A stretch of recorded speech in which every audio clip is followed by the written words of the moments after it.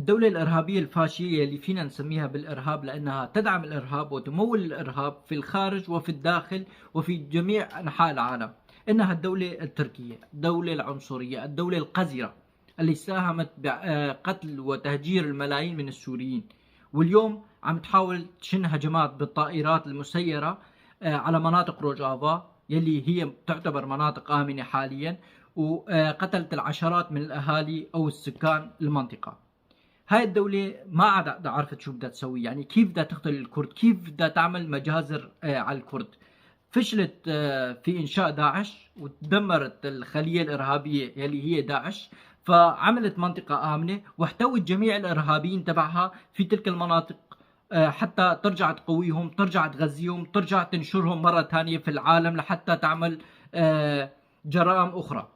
فاليوم فشلت في هاي المهمة، فشو عملت؟ طلعت الطائرات المسيرات تبعها لتقتل العشرات من الأهالي، من المدنيين، من أهالي المنطقة يلي كانوا بأمان، فهلا ما عادوا بأمان بسبب الطائرات اللي عم تطلع يوميا وتقذف الأهالي وتقتل العشرات من الأهالي.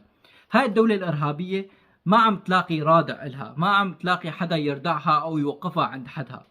فنحن بنطالب من كل السوريين انه يتحدوا، يكونوا ايد واحده ضد هذا الظلم، ضد هذا الدوله القذره يلي عم تمول الارهاب، اللي ساهمت في تهجير الملايين من السوريين الى خارج سوريا، وقتلت الملايين من السوريين من اهلنا في الداخل ايضا.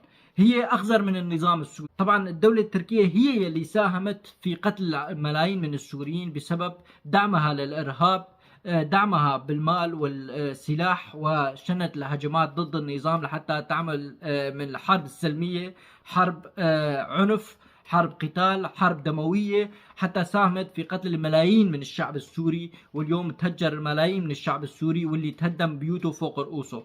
فكل هذا كان من يد النظام التركي القذر الإرهابي، واليوم عم ترجع تهاجم بالطيارات المسيرة أهالينا المدنيين في المناطق الآمنة لحتى تدمر هذيك المناطق الآمنة كمان. فهاي الدولة اللي راعية للإرهاب واللي عم تمول الإرهاب واللي هي أصلا إرهابية عم تحاول تبيد الشعب السوري بأي وسيلة كانت. فبنتمنى من الجميع السوريين انه يتحدوا، يكونوا ايد واحدة ضد هذا الظلم وضد هاي الدولة اللي عم تحاول تحتل سوريا في اي وسيلة كانت، وبنتمنى نكون ايد واحدة ضد هذا المحتل. وشكرا لكم.